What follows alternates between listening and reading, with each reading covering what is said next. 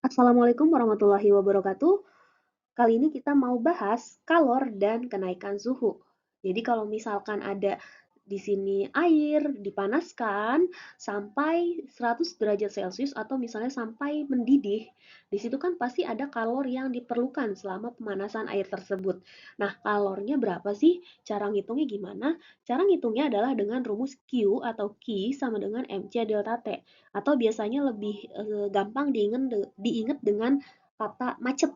Ya, Q di sini adalah kalor, M-nya adalah massa benda, C-nya adalah kalor jenis, delta T-nya adalah perubahan suhu. Untuk pasangan satuannya ini harus diingat, kalau kalornya adalah kalori, maka masanya itu gram. Ya, dan satuan dari kalor jenisnya adalah kal per G kali derajat Celcius. Kalori per gram kali derajat Celcius gitu ya. Tapi kalau misalnya di sini kalor Q-nya satuannya joule, maka nanti masanya kilogram, kalor jenis C-nya adalah joule per kg kali Kelvin. Gitu. Jadi diingat ya pasangan satuannya. Kemudian ingat, di sini kan ada dua satuan kalori ya, yaitu kalori dan joule. Ada dua satuan kalor yaitu kalori dan joule.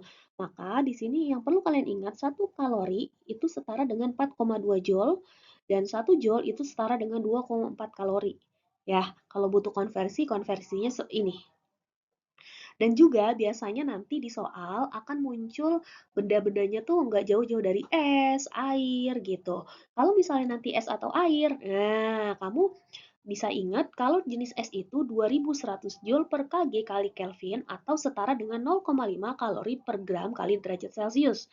Kalor jenis air itu biasanya 4200 Joule per kg kali Kelvin atau setara dengan 1 kalori per gram kali derajat Celcius. Ini adalah nilai yang biasanya ya, gitu. Tapi kalau misalnya di soal ada dan ternyata bukan ini, kamu pakai yang ada di dalam soal gitu. Tapi kalau misalnya di soal tentang es, tentang air dan nggak ada kalor jenisnya berapa, kamu bisa pakai ini karena ini pengetahuan umum gitu. Yuk kita coba soalnya. Di sini, sebanyak 500 gram air dipanaskan dari suhu 20 derajat Celcius sampai mendidih. Hitunglah kalor yang diperlukan oleh air. Nah, di sini anggap kalor jenis airnya adalah 4.200 Joule per kg kali Kelvin. Di sini kita perlu tulis diketahuinya massa air 500 gram, kemudian ada suhu dari 20 sampai mendidih, artinya suhu awalnya 20, suhu akhirnya mendidih itu artinya 100 derajat Celcius ya, karena kita tahu air mendidih di titik itu. Nah, berarti untuk delta T-nya nanti kita tulisnya mendidihnya akhirnya 100 dikurangi awalnya 20, jadi 80 untuk perubahan suhunya. Nah, ini kan 80 derajat Celcius, sedangkan di sini kalau jenisnya Kelvin. Kita nggak perlu ubah ke dalam Kelvin. Kenapa? Karena di sini yang kita perlukan adalah perubahannya. Ya, perubahannya mau dalam bentuk Kelvin ataupun Celcius pasti nilainya sama gitu. Oke, kemudian C-nya, kalor jenis airnya dianggap di situ 4.200 Joule per kg kali Kelvin. Untuk menjawabnya kita pakai rumus Q sama dengan macet, MC delta T. Nah, M-nya kita perhatikan di sini M-nya adalah 500 gram. Berarti harus diubah dulu ke dalam ya kilogram. Jadi 0,5. Kemudian C-nya kita ambil di sini 4.200 dikali delta T-nya di sini 80. Ya, 80 kali 0,5 dapat berapa? Iya, betul. 40 kemudian dikali 4.200 dapat 168.000 Joule. Ini sudah dijawab ya pertanyaannya. Hitunglah kalori yang diperlukan. Jawabannya adalah 168.000 Joule. Oke, soal berikutnya, di sini terdapat 800 gram es, mula-mula suhunya minus 10 derajat Celcius. Apabila es tersebut dipanaskan hingga minus 1 derajat Celcius, hitunglah kalori yang diperlukan oleh es. Anggap kalori jenis es di sini 0,5 kalori per gram kali derajat Celcius. Nah, di sini kita tulis masanya 800 gram sesuai dengan soal. Karena kita tahu kalor jenis yang di soal itu anggapnya 0,5, maka 800 gramnya tidak perlu diubah seperti soal yang sebelumnya. Karena ini gram, ini juga gram, jadi cocok gitu ya. Jadi ini nggak usah diganti. Karena maaf, karena kalori jenis esnya ini 0,5 kalori per gram kali derajat Celcius gitu. Makanya tadi di awal kalian perlu ingat pasangan satuannya. Ini gram dengan gram udah cocok.